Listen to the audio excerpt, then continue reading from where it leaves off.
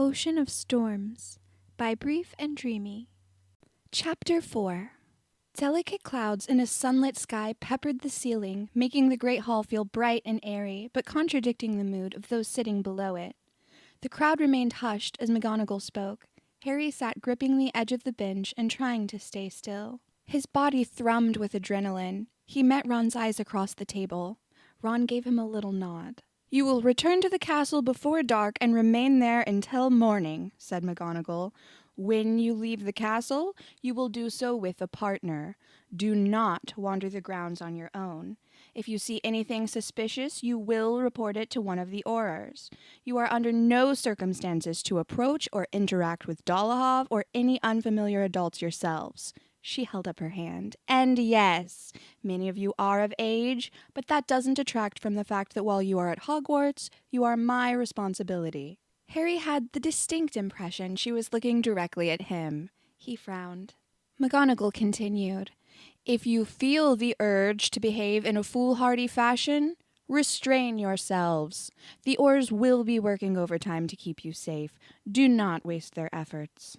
Hannah had her head buried against Neville's shoulder. He stroked her head, whispering to her. Lavender scowled, bright and angry. Susan Bones held her face in her hands. Seeing this made Harry ache. They shouldn't have to worry about Death Eaters. Not any longer. They should be able to relax, to feel safe. There was whispering at the Slytherin end of the table, but he stopped himself from looking. Myers stood at the end of a line of Aurors, chest out, hands clasped behind his back. Seeing him there, looking strong, fierce, and professional, gave Harry a rush of pride. Dolohov would be mental to take him on. "That's Meyer," he whispered to Ron. "That's him," he pointed. "He's mine." "Well," said Hermione, her cheeks a little pink. "Well, what?" asked Ron. "Nothing," she smiled at him. He narrowed his eyes. "It's fine," said Harry. "I'll tell him we want to help. McGonagall doesn't mean us. She knows we can handle ourselves." "She certainly does mean you, Harry," said Hermione. "In fact, she means you specifically. And you," she said to Ron, who crossed his arms. She nodded towards the head table. There was no question that McGonagall was looking straight at Harry. He shrunk down a bit, although part of him was tempted to give her a cheeky wave. How could she imagine that he'd sit there and do nothing while there was a Death Eater on the grounds, possibly trying to get into the castle?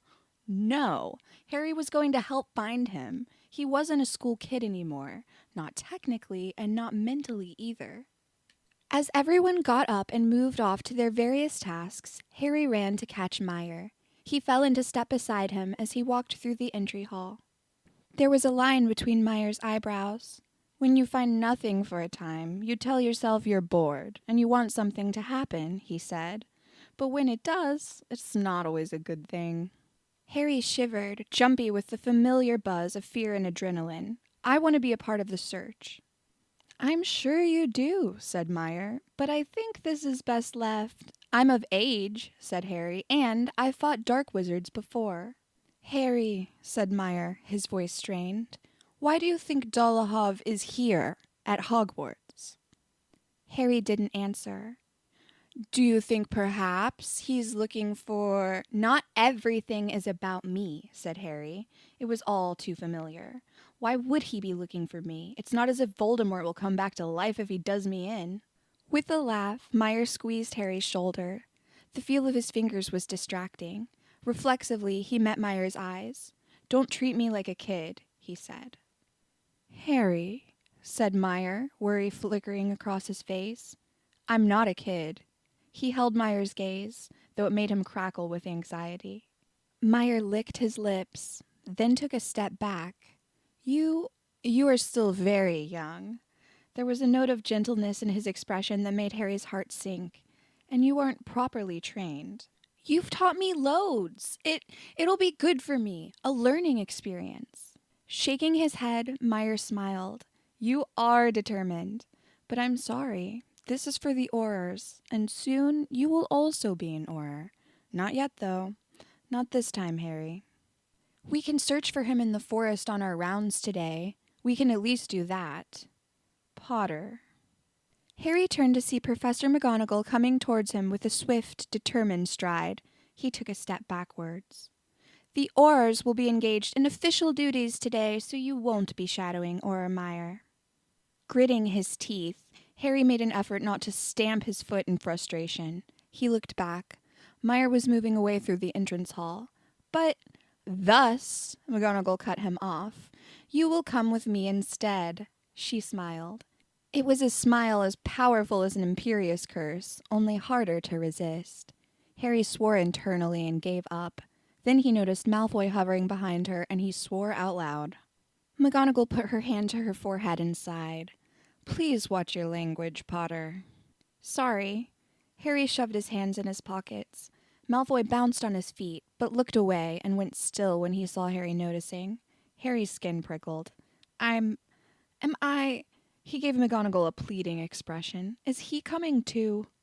"Yes. Consider it a belated lesson in inter-house unity. You'll be assisting Mr. Malfoy with his work on the 6th floor." Harry bit his lip. He hadn't so much been avoiding Malfoy as he'd been freezing him out whenever they were in the same vicinity. An automatic reaction. Harry'd been stretched out on the sofa in the common room the previous evening, reading and scratching Astoria's cat behind the ears. Malfoy came in, and Harry went rigid with panic. He didn't know what to do. How was he supposed to behave after that? He stared fixedly down at the pages in his lap. Malfoy was probably staring at him. He was probably giving Harry one of those heated looks. He clenched his jaw, refusing to look over and check. Malfoy crossed the room towards the fire. He started chatting, that posh, snotty voice. Harry remembered how Malfoy's breath puffed against his neck as he'd whispered, "My hand on your cock." Harry scrunched his face up. He shifted his legs, trying to put the image out of his mind. He pressed the book tighter against his lap. Fucking Malfoy and that phrase, the image it set loose in his mind, did absolutely nothing to help. The cat began kneading his shin, pricking his skin with her sharp claws in a rhythm. He let her. The pain was nicely distracting. Malfoy said something Harry didn't hear clearly, and the rest of the group burst out laughing. Was Malfoy talking about him? The cat yawned, showing her teeth, then curled up against the opposite armrest. Harry swiveled onto his stomach to look, and Malfoy stopped talking mid-sentence as their eyes met. Harry expected Malfoy to smirk or smolder at him, but he didn't. He blinked, looking unsure. Then his mouth twitched as if he were about to smile. He didn't. Instead, he glared. "Mind your own business, Potter." "Fuck off, Malfoy." Harry turned his back on him. There, that was good. That was normal. Things hadn't changed. They were the same as always. Everything was fine and normal and good. That morning, during breakfast, he'd not even glanced down to the Slytherin side of the table. He didn't even look. He couldn't help hearing Malfoy curse when McGonagall announced that Dolohov might be on the Hogwarts grounds, but it wasn't because he'd been paying him any attention. Malfoy just cursed loudly. Harry continued to beg McGonagall with his eyes. She didn't appear to be moved. "Could I not go to the library to help Hermione?" "Potter, you are no longer my student. You are a volunteer and may go where you please." She raised her voice a decibel. "As long as you aren't interfering with Auror's business." In her normal voice, she continued, "Charm work is a useful skill for an Auror, however, and a bit of practice won't do you any harm. And I believe Mr. Malfoy could use the help, as most of the other volunteers are occupied elsewhere and progress has been slow." With an unctuous smile, Malfoy said, "It's important to me to know I'm helping where it's most needed." Harry snorted. Malfoy bristled and held up 2 fingers behind McGonagall's back. Harry mouthed "plonker" at him. When he turned back to McGonagall, she looked exasperated, and he realized that she'd seen it. "Have I made a mistake?" she asked. "I was assuming that I could depend on you two to behave like adults." Harry dropped his eyes. It was one thing to allow Malfoy to turn him back into a 12-year-old, another to do it in front of Professor McGonagall. The idea that she might think less of him made him uncomfortable. "It's fine," he said. "I'll help Malfoy with the charm work." McGonagall raised an eyebrow. "And I won't call him names." She remained silent. "And will behave like an adult." "And I'll do my best to set a good example for him," said Malfoy with the same ingratiating smile. McGonagall pursed her lips as if she were stopping herself from saying something, but nodded. Very good. I'll stop by to check how the two of you are getting on before lunch. She strode away and disappeared into the staff room. Harry ground his teeth. He was going to have to spend the whole afternoon with Malfoy. Alone with Malfoy. He peeked at him. Malfoy had his hands behind his back. He gazed towards the ceiling, his face the picture of innocence. The arch of his neck exposed his smooth, pale throat. For a second, just a second, Harry let himself remember the warmth of Malfoy's body and the heady scent of his skin. As if he could tell what Harry was thinking about, and Merlin, it was annoying how he kept doing that. The corner of Malfoy's mouth turned up. Harry couldn't decide if he wanted to punch him or not. Regardless, they'd be lucky if they made it to dinner without laying hands on each other.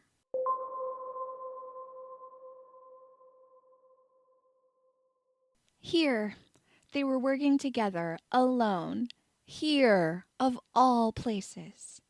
Scratching the back of his neck, Harry looked around the sixth-floor bathroom. Aside from the mirrors, all but one of which were shattered, the place looked brand new. The floor tiles shone clean and white. The porcelain of the sinks gleamed, the taps sparkled. Even the toilets looked modern. The last time he'd been here, the fixtures had been grimy, the pipes creaky, and the ancient floor splattered with Malfoy's blood. "They were cleaned up a bit," he said, wondering what was going through Malfoy's head. What was it like for him being in this room? Did he get the same sick, cold feeling in his gut that Harry got when he was in the forest? Malfoy didn't seem perturbed. Maybe he was used to it by now. He behaved as normal, striding around like he owned everything in sight. "There was a fight here during the battle," he said, "a nasty one. Most of it was blown to bits. The builders replaced the sinks and toilets and retiled the walls and floor, but there was a complicated magic woven into the mirrors. I've been working to replace it." "Draco Malfoy, king of toilets," muttered Harry. "I'm working on the mirrors, and it's better than traipsing through the woods all day, mooning over your big, handsome Auror." "He is handsome, isn't he?" said Harry, raising his voice. Malfoy twitched. "If you like 'em thick and muscly, I suppose.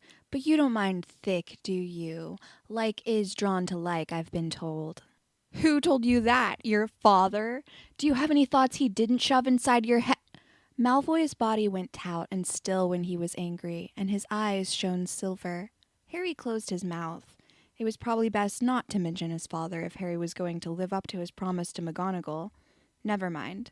He kicked at the floor, testing its grip on the soles of his trainers. Malfoy paced back and forth for a moment, frowning, his robe swishing around his ankles. They were alone, and Harry had thought Malfoy might try to grab him again. He'd braced for it and was determined not to let him. He'd given in once, and that was already too much. If Malfoy tried it on, Harry would give him an unequivocal no, and if that didn't work, he'd punch him in the face. But Malfoy kept to himself. He acted like nothing had happened between them, like he hadn't had his hand down Harry's pants and wrapped around his... Fuck. "Look, let's just get on with it," Harry said. Malfoy must be waiting. He was trying to lull Harry into a false sense of security. Harry was on to him, though. Let Malfoy try something. He'd see what would happen. After a few more seconds of glaring, Malfoy lifted his chin and said, "Fine, I'll show you what I've been doing. It's delicate work, so pay close attention." Harry rolled his eyes and joined him near the mirrors above the sinks. There were 4. 1 intact and 3 laced with intricate webs of cracks, reflecting the room into 1,000 slices of light and color. The repaired mirror looked strange. It wasn't cracked, but its glass rippled like water. Silvery shapes floated across its surface, seeming to bulge and retreat. "Merlin," said Harry.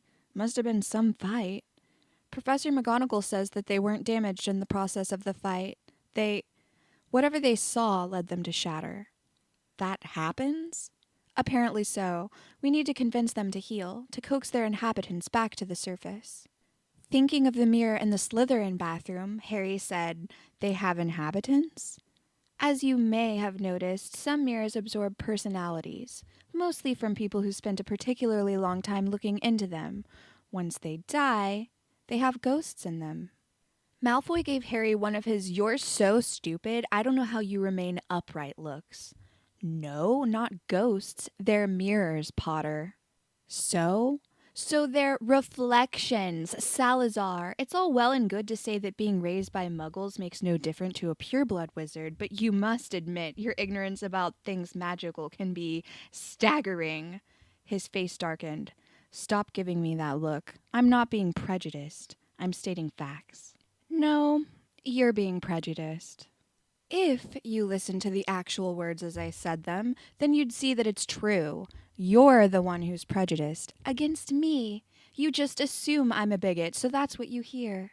And why would that be? Why would I assume you're a bigot? Malfoy's lips quivered. They faced each other, both breathing hard, wand hands twitching. This was going in a dangerous direction. Keeping their eyes locked, Harry carefully crossed his arms. You reckon McGonagall was mental, thinking we could work together without killing each other? She just didn't want to leave me on my own, said Malfoy. He hesitated, but eventually relaxed his hand. Expects I'll transfigure all the toilets into whirlpools of evil if I'm not supervised. That made Harry laugh a little. Blinking, Malfoy gazed at him, and Harry thought, this is it. He's going to grab me. I'll stop him. I'll hold him down so he can't. But Malfoy didn't. Instead, he turned back to the mirrors. As I said, it's very delicate work. Don't fuck it up. I've been working hard at it. I got an E in charms, said Harry. Malfoy looked skeptical. Really? Harry gave him a bright smile. Don't really give a fuck if you believe me or not. Malfoy returned the smile, looking a bit mental. Don't really give a newt one way or the other. His face went back to normal. As I said, the idea is to coax the inhabitants back to the surface. Once the mirror feels safe again, it will begin to heal. As you can see, I've made excellent progress on the first one. He demonstrated the incantation and a rather complicated wand movement. The partially repaired mirror rippled as if in delight. Malfoy's finger stood out almost white against the tawny wood of his wand. Harry shivered. After Malfoy's trial, when Harry had returned his wand, Malfoy hadn't met Harry's eyes. He'd snatched the wand away and shoved it in his pocket without a word of thanks. His hand shook as he did it. Bruise-colored shadows darkened the skin below his shell-shocked eyes. Harry hadn't held this rudeness against him. Potter! Swallowing, Harry pulled himself back to the present. Malfoy kept pushing him off-center, and it was driving him mental. Show me the... He waved his hand in a figure eight. With a, in Harry's opinion, dramatic sigh, Malfoy repeated the charm. Harry faced the second mirror and imitated him. The cracked pieces trembled, and several fused together with a tingling sound, like tiny bells ringing. He smiled. Malfoy looked wrong-footed. Good enough for a first try, I suppose. So glad you approve, said Harry, eyebrows raised. He cast the spell again. There was something satisfying about watching the broken pieces mend. He was about to say so when he noticed that Malfoy was unbuttoning his robes. The fabric parted, starting at his throat. Harry jerked his attention back to the mirror and cast. The mirror whined, and fresh cracks appeared. He knew without checking that Malfoy was smirking. Fabric rustled. Most of the kids wore casual clothes, but Malfoy always wore robes. Today's were rust-colored, with gold brocade at the cuffs and hem. Unable to ignore his curiosity as to what Malfoy wore beneath them, Harry peeked. Simple black trousers and a white button-down shirt. Malfoy shook the robes, then hung them carefully on a hook on the wall. Slim hips, long legs, pointy elbows. What was Malfoy playing at? He'd seemed so keen to have Harry before. Maybe the shameful feeling returned. Maybe he hadn't liked what they'd done. Maybe Harry hadn't behaved properly. No one had ever told him how to act in that situation. But Malfoy had seemed to like it at the time. He remembered the sound of Malfoy's groan as he'd come, the way his body had trembled against Harry's. He turned back to the mirror, trying to ignore the growing ache of want and his accelerating pulse. He wished he hadn't chosen the mirror right next to Malfoy's. He could have picked the far one, stood a yard away from him, far enough that he wouldn't keep getting whiffs of his shampoo and memories of his soft hair tickling his jaw. He tried to concentrate on the work. The wand movement was tricky and absorbed enough of his attention that after a few tries he relaxed and started to get it right again. The sharp edges of the broken pieces began to melt together. Malfoy cast, then Harry cast, and the room shimmered with the soft sound of bells. It gave him goosebumps and a warm, relaxing tingle in his scalp. He closed his eyes, enjoying it. Then Malfoy skipped a beat and ruined it. "What?" Harry asked. "Nothing," said Malfoy, staring fixedly at the end of his wand. "What do you mean?" Harry shook his head. After a moment or two, they fell back into rhythm. By the time a third of his mirror had fused, his arm ached a bit. He paused and pocketed his wand before rubbing his bicep and then his wrist.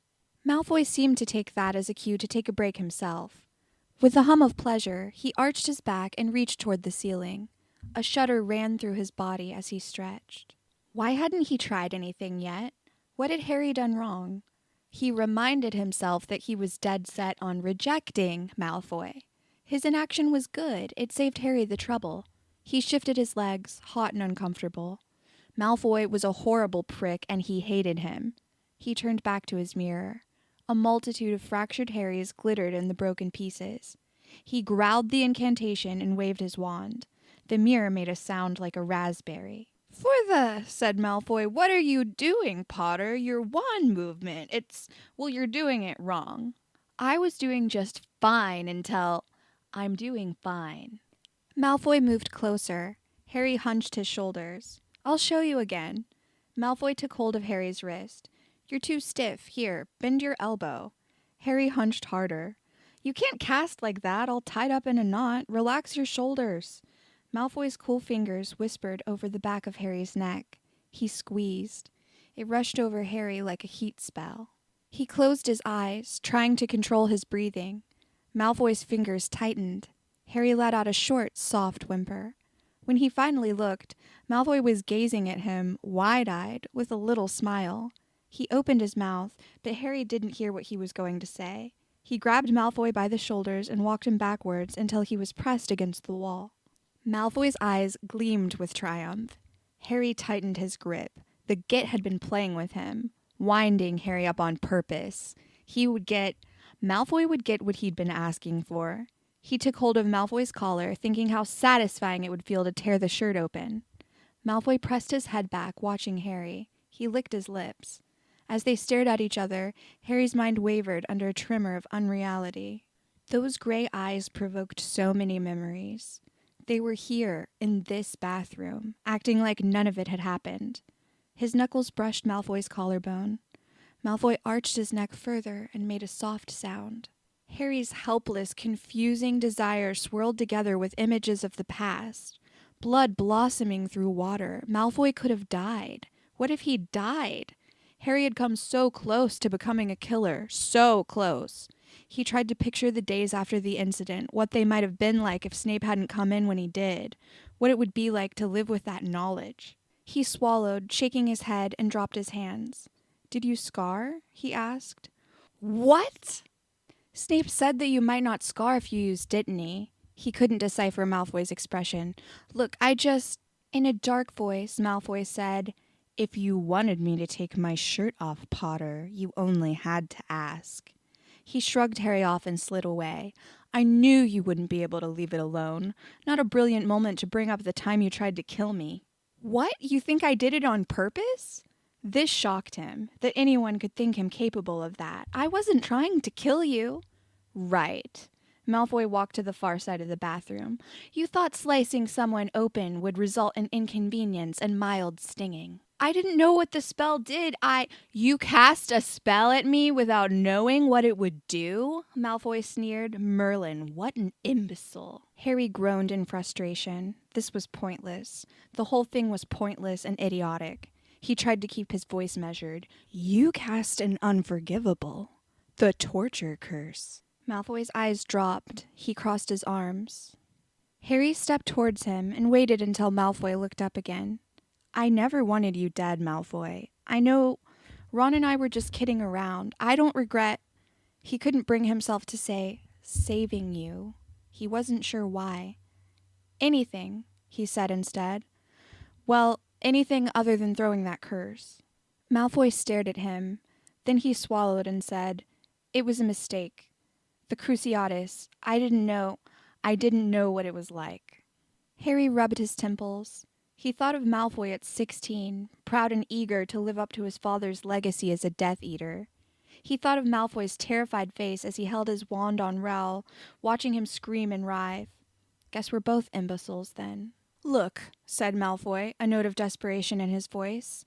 He took a breath and smoothed back his hair. When he spoke again, he sounded calm. "Look, we don't like each other. Neither of us is under any delusions. But that doesn't matter."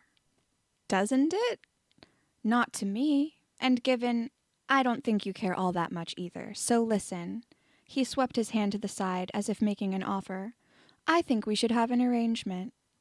"An arrangement," said Harry dryly. "You make it sound so tempting." "Call it a game, then. It'll be fun. Mutually beneficial. We'll both like it." Malfoy's stance and tone of voice were self-consciously casual. Harry could see him vibrating beneath them. Malfoy wanted this. Badly. Which made Harry hot and breathless. "You'll like it," he said, his voice coming from the bottom of his throat. "So will you." Malfoy stepped closer. He kept his eyes on Harry's. Harry couldn't put his finger on what it was about him. The way he stood and moved, always poised and elegant. The way that poise crumbled when he was upset. That was the worst, those cracks in Malfoy's facade. That and the brightness of his hair. His vivid, expressive eyes. The hum of anger, irritation, and helplessness in the face of Malfoy's vulnerability that energized Harry to reach out and grab. His defenses evaporated. They hadn't been all that solid in the first place. He took a final second to think, to be sure. Then he stopped thinking. It was like attempting a feint during Quidditch. He ignored the fact that he was doing something stupidly dangerous and just went for it. "Okay?" asked Malfoy, his voice a bit squeaky.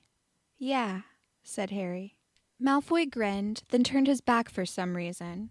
That was okay. Harry took a moment to catch his breath and collect himself. Malfoy spun to face him again. He opened and closed his hands, then strode towards Harry with intent.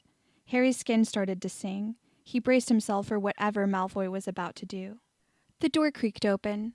Professor McGonagall entered and stopped short when confronted by what Harry was sure were two red and guilty-looking faces. She looked between them and sighed. "Well, I don't see any broken bones or open wounds, so I'm going to assume those expressions don't point towards anything I need to pay mind to." "No," said Harry. "Nothing's happening," said Malfoy. McGonagall's brow arched. "Good to hear." As she crossed the room towards the mirrors, Harry tried to refocus, stunned by the abrupt termination of momentum. Malfoy fussed with his clothing, smoothing down his shirt and plucking at the front of his trousers. "Potter, have you been petrified?" McGonagall stood in front of Harry's mirror, beckoning him. He trudged over to her and tried to listen to what she was saying. "You are doing very well," she tapped her lip with her hand. "Very well." "Guess I'm just naturally charming," said Harry. He glanced at Malfoy, who now looked exasperatingly unruffled. Malfoy snorted. "Charming like a curse." He shifted on his feet, eyeing McGonagall. He fidgeted some more, then said, "I've almost finished mine." The corner of her mouth turned up, and with a note of fondness in her voice that Harry found a bit shocking, she said, "Yes, Mr. Malfoy, you're doing very well, too." Seeing Malfoy seek praise from McGonagall was bizarre. Seeing her give it was even stranger. Harry hoped she'd leave now so he and Malfoy could get back to whatever they'd been about to be doing. "Well, let's go down to lunch," she said. "You two have earned a break for managing not to come to blows, if nothing else." Malfoy snorted again. I'll be down in a minute," said Harry. He leant back against the sink. Malfoy hesitated, but McGonagall gave him an expectant look, and he followed after her.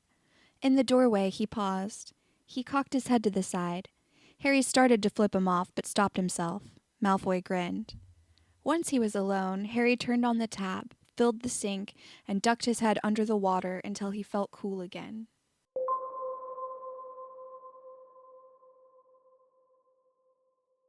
By the time he reached the Great Hall, everyone else was already seated. "Where have you been, mate?" asked Ron, helping himself to a Cornish pasty. "Just cleaning up," said Harry. He didn't mention working with Malfoy.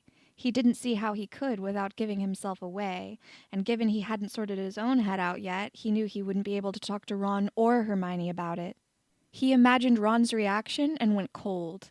He grabbed a pasty to distract himself and stabbed it with his fork, enjoying the satisfying crunch. It smelled delicious, and he channeled his frustration into gobbling it up. Maybe he'd be able to get Malfoy alone again after lunch. He glanced down the table, but Malfoy was talking to Nott. Across the table, Astoria and Hermione sat next to each other, deep in conversation. "So, it's just a matter of time and proximity," said Hermione. "Well, yes," said Astoria, "although maybe that's putting it a bit simply. The charms need decades to fully settle, and it takes just as long to urge them to change." Hermione's brows rose. "I'm aware, thank you, but we've got to start somewhere." She tapped her lower lip, which reminded Harry of McGonagall. "We'll just have to brave the cold and spend more time in the dungeons." "What's this, then?" asked Ron. "I thought you hated the dungeon." "And it's not only up to the Muggle-borns and half-bloods," said Astoria, eyes wide and earnest. "We Slytherins need to play our part, too." "What are you on about?" said Ron. He snatched one of Hermione's courgette batons. Hermione pushed her plate towards him, and Ron grabbed her discarded crust. "You could just take some more of your own food," she said. "Sweeter off your plate." "Anyway," Hermione continued, "Astoria and I are discussing the Resinadia charm." "Gran has one of those in her parlor," said Neville. "She says it promotes interesting conversation. The more interesting the conversation, the more powerful the charm becomes." He blinked. "I'm not allowed in the parlor." "Your Gran is a beast," said Hannah. "She's all right," said Neville. "Has she tried billywig propellers?" asked Luna. "They induce an elevated frame of mind." Malfoy gave a nasty laugh, and Harry jerked to look at him. Malfoy sat with his chin resting on his hand, unashamedly listening to their conversation. "Anyway," repeated Hermione, tapping her fingers against the tabletop in irritation, "Resinadia charms are embedded in the stone of each of our common rooms. There are also some in the library and even here in the Great Hall, I believe. They induce the stones to adapt to the people within them by absorbing their thoughts and emotions. Then it reflects them outward again. It creates a sense of belonging to help students feel settled away from home. So Hufflepuff makes you feel safe and cared for. Ravenclaw helps you think more clearly. Gryffindor makes you want to do stupid, reckless things just to get attention," said Malfoy, smirking. "And Slytherins tries to freeze out anyone who isn't pure-blooded," countered Harry with a glare. He thought for a moment. "But Snape, he was a half-blood." "Snape was an arsehole," said Neville. "Snape was a hero," said Theo, looking fierce. Everyone turned towards the Slytherin side of the table. "We'd all be celebrating Voldemort Day once a year if it weren't for him." "Don't be stupid," said Malfoy. "Snape was a pureblood. He must have been. Father never would have." "He was a wizard," said Astoria. "Honestly, the sooner we stop using terms like half-blood and pure-blood, the sooner they lose their meaning. These separations and distinctions are pointless." Malfoy rolled his eyes. "She's off again." "Did you know," said Astoria, giving Malfoy a superior look, "that blood distinctions are a complete invention? Blood is blood. No one type of blood is more magical than any other." "She's right," said Hermione. With a sneer, Malfoy said, "Well, of course you'd say that." "I mean factually, Malfoy," said Hermione, raising her voice over Malfoy's. "Are you saying you disagree with facts?" The table had gone silent. Malfoy's eyes flickered towards Harry, then away again. "I only meant—" Red spots bloomed in his cheeks. "Forget it." He hunched his shoulders and glared at the table. A voice popped up from behind Nott, who leant back to reveal Malcolm Baddock. He was almost as small as Dennis. "So, in order to fix the dungeons, we need to—" "Stop being bigoted arseholes," said Hermione. Ron's eyes widened. He patted her hand, gazing at her in admiration. "The magic is ancient," said Astoria, eyes down. "It won't be quick or easy. We Slytherins will have to concentrate very hard on being welcoming and open-minded." "We could all join hands in a circle and sing," said Malfoy. "Make each other flower crowns."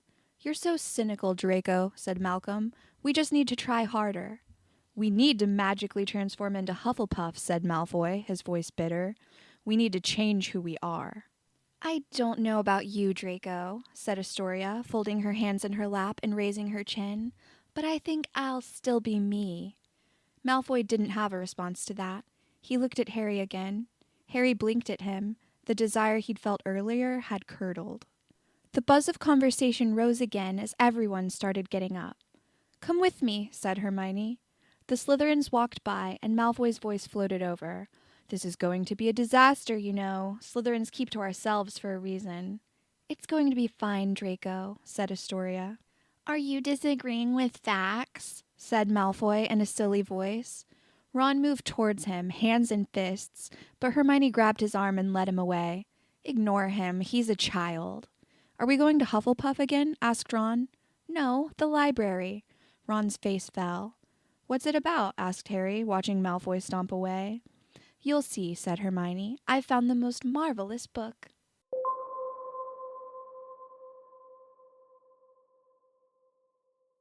"I barely recognize the place," said Ron, gazing around the library. Most of the shelves had been stacked near the walls to make room for a series of long tables in the center of the room. On the tables were spread countless books in varying stages of disrepair. The air smelled of dust, leather oil, and the almond scent of old parchment. "We were lucky," said Hermione, unsmiling. Very few of the books were completely destroyed. Can you imagine throwing curses in a library of all places? The complete disregard for magical history. So thoughtless. "Yeah," said Harry, shoving his hands in his pockets. "That's what was outrageous about the whole thing. The threat to the books." "Hush," said Hermione, giving him a reproving look. "You know what I mean." "Woo!" A cloud of icy white swirled around Harry's head. He batted at it, then stopped when he heard laughter. Colin zipped towards the ceiling, then sunk down to bob in front of Harry, his hand over his mouth, shoulders shaking. "You should see your face." "Do I look like someone who'd like to give a ghost a good pinching?" asked Harry. "A bit," Colin grinned, "but you can't, can you?" Ron had gone white. Hey, Colin." "Hi, Ron." Colin gave him a speculative look, then zoomed right through his chest. Ron shrieked and jumped, and Colin spun around laughing. "Always were an annoying twerp," said Ron. Colin gave him a raspberry. With a shaky laugh, Ron said, "Merlin, he's turned into Peeves." "I'm right here," said Colin. "Don't talk about me like I'm not here just because I'm a ghost. It's rude." "Peeves and Nearly Headless Nick rolled into one," Ron muttered. With the roll of his eyes, Colin flew over to Hermione. "Show them the book! Show them! Show them!" "Of course, Colin. That's why we're here," said Hermione. Hermione led them towards the back. Aside from the four of them, the library was deserted. The dusty air gave the emptiness weight, and Harry felt a renewed sense of urgency to get the school ready, to fill it once again with life and energy. A large, leather-bound book took up most of the width of a table. Hermione gazed at it with reverence, although it looked like a perfectly normal book to Harry, at least by wizarding standards. "It's ancient," Hermione whispered, as if she worried that too loud a voice would frighten the book. She pulled on a pair of white gloves and opened it to a page marked with a tasseled cord. Calligraphic text looped across the page in a spiraled pattern. Colorful drawings of ghosts and spirits twined with the words. "It's in Latin," said Ron. "Yes." "So we can't read it." "I can read Latin. You have to, really, if you want to truly understand the complexity of spell work." "Got by pretty well without it myself," said Ron. He scratched his head. "When did you learn Latin?" "I've been referencing spell names since I was a first year, and that led to—" Getting impatient, Harry said, "What does it say?" Hermione continued to gaze at Ron for several long moments. Ron looked at his shoes. "Let's play chess later this afternoon. That always makes you feel better." With a grin, Ron said, "I'll destroy you. Don't expect mercy just 'cause you're my girlfriend." "I won't." She went up on her toes and kissed him. Colin hooted. "Snogging in the library? Madam Pince would have a fit if she knew." "Can we get on with this, please?" said Harry. "Yes, of course," said Hermione. "This sort of thing has happened before. This book contains the oldest instance I could find, but there are others." She gestured towards a pile of newer-looking books at the corner of the table. "Multiple spirits are left trapped as ghosts following an episode of unusual violence and death. In this case," she referred to a drawing of a castle, "an earthquake caused a cave-in. 300 people were killed." "So people get trapped when a lot of people die at once?" asked Harry. He rubbed the back of his neck. "It's more than that. If my translation is correct, the Resonatia charm, or one very much like it, was involved." She closed the book, picked up another, and thumbed through it. This happened in Japan in 1896. A tsunami wiped out an entire village populated with magical people. Many of their spirits became trapped in a Shinto shrine. And I'm sure this spell, Terakaizu, is similar to what we have here at Hogwarts. So what happened? Asked Ron. Are they still there? Colin had gone very still. Did they ever get to move on? Yes, said Hermione, giving Colin a sympathetic look. They did. Only I'm not sure how to translate that into your situation just yet. Colin hugged himself. We'll figure it out, said Hermione. I promise. Right. Well, guess I'd better tell Mr. Grumpy Guts about it. He floated off at a dejected pace and vanished through the bookshelves. Was he always that annoying? Asked Ron. Yes, said Harry, and then felt horribly guilty. He died fighting, though. Right, Ron nodded solemnly. They left Hermione behind to continue her repair work. Harry realized that he had nowhere specific he needed to be. He could go flying with Ron, chase the snitch. He could find Seamus and help with the stonework. He could ask Professor McGonagall where he could be helpful. Or he could find Malfoy. A wave of excitement shot across his skin. Then he remembered how Malfoy had been at lunch and wanted to punch a wall. Listen, said Ron, and Harry jumped. What's up? Nothing. You just startled me. By talking? Piss off. What do you want to say? Ron raised his eyebrows. Sorry, he thought quickly. It's frustrating, not being able to help Colin, that's all. Right, said Ron. Yeah. He shook his head. It's hard to imagine what it must be like, isn't it? You've died, but you haven't, He gave Harry a sheepish look. It was different for me, said Harry. I didn't come back as the imprint of a departed soul. He swallowed, wanting to change the subject. What were you going to say? Yeah. Ron looked just as relieved to move on. Well, we're going out tonight, yeah? To look for... He lowered his voice to whisper. To look for Dolohov. Thinking of Meyer, Harry hesitated. If it went wrong, Meyer would be disappointed in him. He might think less of Harry. If he and Ron caught Dolohov, however, if they captured him and brought him to justice, Meyer would be impressed. And he'd forgive Harry for disobeying. Probably. Yes, he said. Let's do it.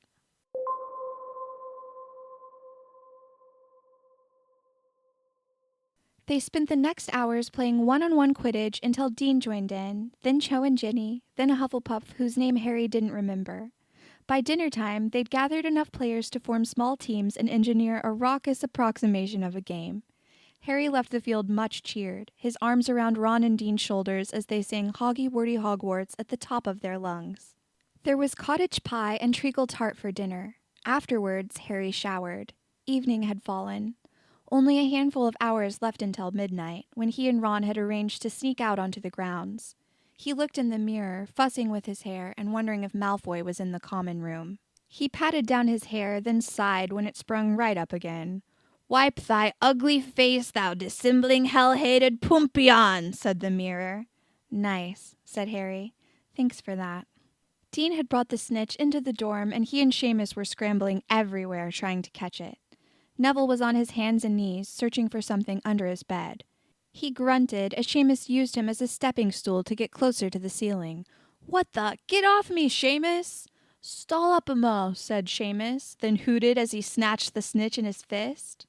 Neville oofed and collapsed to the floor. Seamus left off him and held the fluttering ball above his head in triumph. "Piece o' piss, that. I reckon seeking's the easy bit of Quidditch." "Boy!" Ron threw a balled-up pair of socks, and they bounced off Seamus's head. "Neville sliced up that bloody great snake. Show him some respect." "Yeah," said Neville, sitting on his bed now and looking put out. "It's those snake-slicing muscles make him good for stepping on," said Seamus. "He's got a good strong back, your man." Laughing, Harry threw himself down on his bed. There was the sound of someone clearing his throat. Knott's rabbity face appeared around the door. The Gryffindor boys stared at him. "Your friends are here," Knott said. "Our friends?" asked Ron. "Who do you mean?" "Granger," said Knott. Ron's face lit up, which Harry found amusing because Ron had seen her only a few hours earlier. "Lovegood?" He pointed at Neville. "Your person?" "Hannah?" Knott shrugged. "Maybe. Bring her a jumper or something." They piled out into the common room, where the girls were waiting for them. Hermione wore a puffy coat with a hat and a knitted scarf. Ron slid his arm around her waist and grinned down at her. She winked and gave him a look that made Harry decide to pay attention to Luna instead. "It's very green, isn't it?" Luna said, gazing around the room. "And there are lots of snakes." 50 points to Ravenclaw for acute observation skills, called Malfoy, who was sprawled out on the sofa. Harry's sofa, the one he always used. Malfoy didn't look at him. Harry turned away to even things out. Neville had brought Hannah a huge woolen fisherman's jumper that swallowed her up. The sleeves hung over her hands. "Thank you, sweetheart, but I'm okay without it." She shrugged it off. "It's quite cold, but not so cold that I can't muddle through." "Give it here," said Seamus. Neville rolled his eyes and threw the jumper at him. Dean, wearing only a t-shirt, hugged himself, rubbing his bare arms. Seamus pulled the jumper over both of them so they looked like a fat, two-headed monster. "To what do we owe the pleasure?" asked Ron. "We are going to discuss the Resinadia charm," said Astoria, walking up with a tray holding steaming mugs of what smelt like hot cocoa, "and what we can do about it." Hermione and Hannah each took a mug. Luna had wandered over to one of the windows. She stared out at it, peering into the water. "Can you see mermaids?" she asked. "Sometimes," said Astoria. "That's just lovely." She pulled a chair over to the window and sat down. "I'm going to wait and see if I can spot one." The other girls sat around the fire in a circle. Ron sat in one of the leather chairs, and Harry perched on its arm. Neville sat at Hannah's feet, with his head leant against her knees. She ran her fingers through his hair. Astoria cleared her throat. "Thank you all for coming. I'm certain if we work together, we can start to make a change." Others drifted out of their dorm rooms. Malcolm Baddock and a few more of the younger Slytherins. Daphne, looking very dubious. Nott pulled up a chair and leant forwards with an intense expression. Malfoy stayed where he was. "The question is," said Hermione, "how can we convince the others to spend time here? It's not exactly—" "Too rarefied an atmosphere for the Hufflepuffs," interrupted Malfoy. "Welcoming," said Hermione, "especially in comparison to their common room." Malfoy wrinkled his nose. "I've heard everything is yellow. Don't know how they can stand it."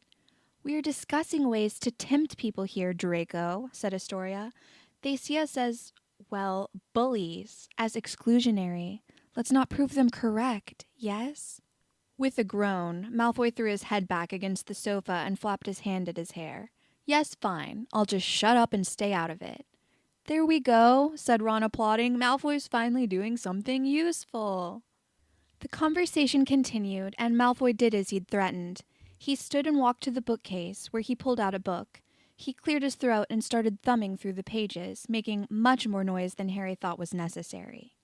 Then he strolled to the fire and prodded it with the poker, making it spit sparks. He clearly didn't mean for Harry to see, but Harry caught him glancing his way.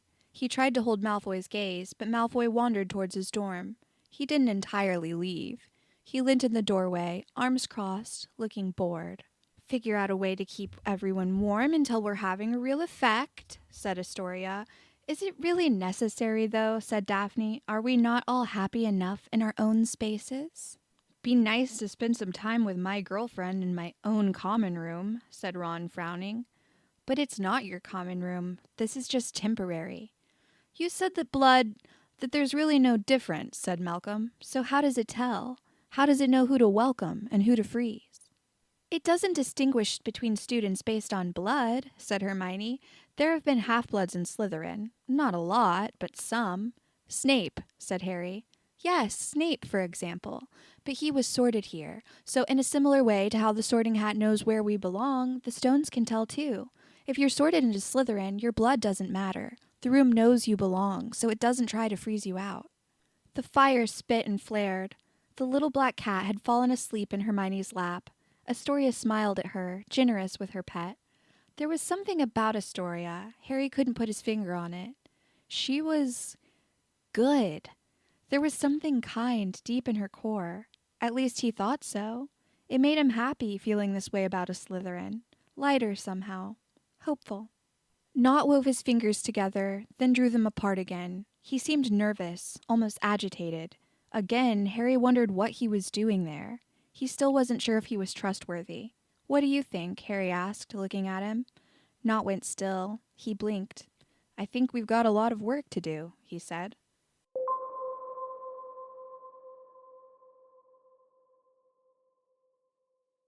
Something black fluttered in the folds of the canopy above Harry's bed. He stared up at it, worrying it might be a doxy, but it turned out to be a moth. An alertness buoyed by anxiety kept him wide awake despite midnight's approach. Malfoy had disappeared into his dorm before the gathering broke up. Harry hadn't been able to fully dislocate him from his mind. He rolled over onto his stomach, skin prickling with both resentment and arousal. Malfoy had insinuated himself into his blood like an infection. Like a curse.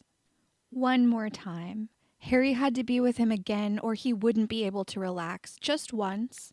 It had happened so fast last time, he hadn't had a chance to really enjoy it. To see what Malfoy's skin would feel like against his fingers. To memorize his smell. To see what his... He cringed under a wave of embarrassment mixed with need. To see what his cock looked like. He could do that. Malfoy would probably let him do that. And he didn't know why the idea drove him so crazy. It was just a cock. He'd seen plenty in the boys' dorm. But this would be Malfoy's. Secret and forbidden. And he hadn't had a chance to see it in the cupboard while Malfoy had been all over his. It wasn't fair. That was all. Harry just wanted to balance things out. He groaned and pummeled the mattress with his fists. In an effort to clear his mind, he thought back to that afternoon and the Quidditch game. Thought of cold wind whipping through his hair, the bite of it against his cheeks. He sat up and grabbed his watch. 5 more minutes. The dorm was silent, but for the size of the other boys as they slept, his heart started to beat faster. What if they did it? What if they found Dolohov? He chewed on his lip. They could take him, he and Ron. Harry was sure. Mostly sure. He pushed the doubt from his mind. They could do it. They would do it. He slid off his bed and crept over to Ron's. Before he reached it, Ron's head emerged from behind his bed curtains. "Ready?" Harry nodded. They grinned at each other. A wave of affection for his friend made Harry feel braver. They crept out of the dorm and into the common room. The torches burst into life as they entered, startling Harry. It felt as if they'd already been caught, like the room was lodging accusations. Ron put a steadying hand against his back as they exited through the heavy stone door. Even before they turned the corner and spotted Hermione, Harry knew they'd been rumbled. He could sense the presence of other people in the tunnels. His heart sank. "Bloody hell, Hermione," said Ron, glowering. Others stepped out from the shadows. Ginny and Hannah, Parvati and Lavender, Padma, Michael Corner, Luna and Cho. It was like a midnight reunion of the DA, only Harry wasn't at all glad to see them. "You're both idiots," said Hermione. "You know that, right? Better than being a backstabber." Ron hunched his shoulders. "You'd think my girlfriend would show a bit more loyalty." Hermione pursed her lips. "You think it's disloyal to stop you from creeping off alone to fight a Death Eater?" "He's not alone," said Harry. "Okay," said Hermione. "Well, now he's even less alone." Harry took that in. Hermione was fully dressed, her jacket folded over her arm. No one was in their pajamas, he realized. They were all ready to go outside. Hermione. He loved her. He tried not to smile, but he couldn't stop himself. Ron hadn't clocked it yet. "I can't believe you," he started. "Shut it, Ron," said Harry. Ron turned to him, eyebrows raised. "They're here to go with us, not to stop us." "Us as well," said Seamus. Harry spun around. "Do you really think we'd let the two of you go off on your own to fight a Death Eater?" asked Dean. "Bit insulting you didn't think to ask us along," said Neville with a small smile. Ron's mouth fell open. As he looked at Hermione, his anger melted away and was replaced by affection so intense it made his face seem to glow. He lunged forward and grabbed her around the waist, pulling her into a huge hug. Laughing, she struggled free. "You're still an idiot." "Fine, I'm an idiot," Ron grinned. "So," said Harry to Hermione, "you arranged this?" "Yes," said Hermione, looking smug. "But," Ron asked, "how did you know?" "I knew since breakfast that the two of you were going to ignore McGonagall and do something reckless. It was obvious. Also, I heard you talking about it when you left the library. I have very good hearing," said Hermione, "especially after I've cast an Ascolto charm." Harry smiled around at the familiar faces. Warmth spread through his chest, washing away his doubts. He felt full of bright energy. "This doesn't mean I approve," said Hermione, looking at Ron. "You know that, right?" "Okay," said Ron, still wearing a soppy grin. Hermione turned to Harry. "I just didn't want the two of you running off to get hurt. Or killed. And I knew I couldn't stop you." She took a deep breath, her eyes starting to shine. "And you both really are so very... We were lucky. The war is over and we survived." She didn't specify Ron and him, but Harry knew that's what she meant. The three of them specifically. "We were so lucky," she continued. "And now you two are trying to threaten that for no good reason. It's not your job, Harry. It's not your quest anymore." A tear trickled down her cheek. "You always think it has to be you. That you have to be the one to risk your life for the rest of us. That's done. It's over." She hugged herself, and her voice went soft and shaky. "I had to cope with thinking I'd lost you once. I don't want to go through that again." "She's got a point, mate," said Ron, his face pale. "And you were helping him," said Hermione. "Encouraging him." He lowered his head. The crowd stayed quiet. Harry swallowed, unable to meet anyone's eyes. "I'm sorry," he said. He shrugged his shoulders. "Sorry, Hermione." She threw herself at him. Harry stumbled backwards, then held her. "I'm really sorry," he repeated. "I forgive you," said Hermione, stepping away and wiping her eyes. "But if you make me go through this on a regular basis, I will use a spell to glue your fingers together." She smiled in a way that told Harry she wasn't joking in the slightest. Another silence fell. Luna broke it. "We're all very glad you didn't die, Harry." There were murmurs of assent from the group. "Hear, hear," said Seamus. "Brilliant job not dying," said Neville. "Give it till the morning," said a sharp voice. "Malfoy." And not as well. They stood in the corridor behind the group. Malfoy wore his silk dressing gown over his pajamas and his monogram slippers.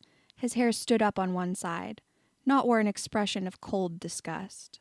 Enunciating each word, Malfoy continued, "He will kill you." Something burned in his eyes as he stared at Harry. "Oh, for fuck's sake," said Ron. "Leave off." Malfoy ignored him. "Don't do this, Potter." Harry blinked. Malfoy's face went red, but he maintained his stare. "Ignore the ferret," said Ron. "There are enough of us that we can't lose. Let's go." They left the Slytherins behind and moved off towards the Great Hall. Harry walked slowly. It had seemed like such a brilliant idea earlier that day. Like something he had to do, or he'd have been ashamed.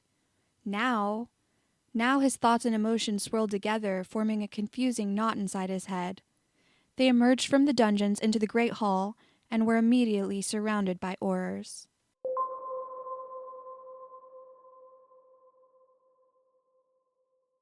"You coming, Harry?" asked Ron. The other Gryffindor boys had already retreated to their room. Harry hesitated outside the door to the common room. The shame and embarrassment of being told off by Meyer had set his pulse off, and it hadn't yet stopped racing. Not yet." Ron patted his shoulder. "It'll be okay." He grinned. "We had to give it a go, didn't we?" "I guess." He forced a smile so Ron would stop trying to cheer him up. "Next year we'll be out there ourselves. We'll catch a whole splodge of Dollahovs." "A splodge? Is that what a group of dark wizards is called?" "A splodge, a lump, a stench. How about that? A stench of dark wizards." "Sounds about right." Brow creased, Ron remained at Harry's side. He rubbed his shoulder again. Harry resisted the urge to pull away. "I'm okay. Just need a few minutes. I'll see you in the morning." "Right," said Ron. He wavered, then finally shuffled off towards the dorm, glancing at Harry one last time before he disappeared inside. Harry thought about curling up by the fire and trying to read, but he knew he wouldn't be able to stay still. The remnants of adrenaline still crackled across his nerves. Instead, he went back out and down the corridor. With no destination in mind, he wandered through the dungeons, his mind flickering with fatigue. The late hour lent a dreamlike quality to the tunnels, his footsteps echoing against the stones. It wasn't so bad down here, really, if you ignored the cold. He rubbed his eyes, trying to erase Meyer's reproof from his memory. "I wish you had not done this, Harry. If we work together, we need to have trust for each other." And in the morning, there'd be McGonagall to deal with. He thought he'd been doing the right thing, but he just let everyone down. "Harry!" A chill shot down his spine. "It's the middle of the night," said the voice. "Why are you all on your lonesome?" "Colin." It was just Colin. Harry relaxed. "Where are you? I can't see you." A wave of ice swept over the back of his neck, and Colin laughed. Harry caught a glimpse of movement to his right, but then it vanished into the wall. He sighed, not in the mood for games. "Shh," said Colin. "Bet you can't find me." "Who says I want to find you?" Colin shivered out of the wall and bobbed in front of Harry, pouting. "You're no fun." Too tired to do anything else, Harry just stared at him. Someone else he'd failed. He should probably just go to bed. "I told him, Harry, about what Hermione said at the library." "Yeah? And what did he say to that?" He said... Colin swept across the corridor in a figure 8 as if nervous. "He said a lot of things. Some of the words he said were quite naughty." "Right," said Harry. "I'm still not allowed to show you where we are," said Colin. "Although," he got a determined look on his face, "Professor Lupin says I don't have to do what he says if I don't want to." Harry took a step backwards as if he'd been hit. "What?" Colin covered his mouth. "Did you just say Professor Lupin?" Harry whispered. "Ooh, I'm going to get in trouble," said Colin, and then he swooped away. Harry stared at the space he'd vacated. He didn't feel sleepy anymore. Something between nausea and excitement vibrated to life in his chest, and his eyes started to sting. Show you where they lived, where they were. Lupin! Harry walked a few steps down the corridor, then turned and walked back, running his fingers through his hair. Then he started to run. It was a guess. Just a guess, but he was certain he was right. He turned left down a twisty tunnel and skid to a halt before a 3-way fork at the end of it. Which way had they gone? It had been so long ago. He felt a pull to the right and chose that route. And there it was, the entrance to the room in which nearly headless Nick had held his death day party. Harry swallowed, trying to prepare himself for what he'd suspected he'd find within. But then he realized he couldn't. He'd just have to go ahead and face it. With a tight sensation in his throat, he crossed the threshold. First, there was nothing but darkness. Then came the cold, an icy wave of frigid air. He hugged himself, pulled out his wand. Lumos. Soft light painted the stones the color of bone. Harry! It's Harry Potter! Harry Potter! A silvery shape to his right. More than one. He swiveled, then repeated the spell to make it brighter. Lumos! More ghosts. He moved his wand in an arc, illuminating the corners of the room one by one. The entire room was filled with ghosts. They moved in, encircling him, trying to touch him with their icy hands. Shivering so hard his teeth clicked together, Harry backed away, only to move through ghosts who'd gathered behind him. Panic set in.